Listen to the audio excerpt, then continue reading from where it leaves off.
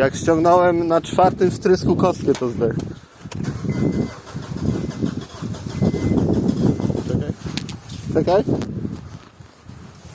No. No ale leci dym cały czas z tej rury, co powinna iść do kolektora, nie? Wody? Nie, z tej rury od turba, co idzie do kolektora. Ona jest ściągnięta i teraz leci gdzieś sobie dym.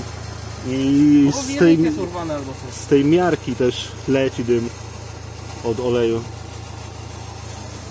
A nie jest...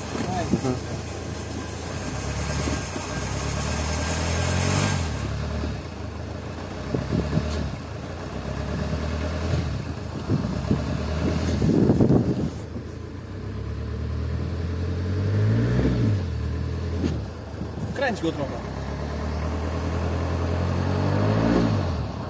Nie puszczaj tego gazu.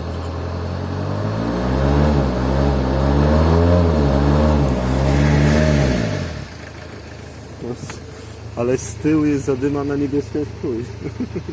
No bo teraz ciekawe, czy nie jest jakiś tłok pęknięty albo coś. Aha.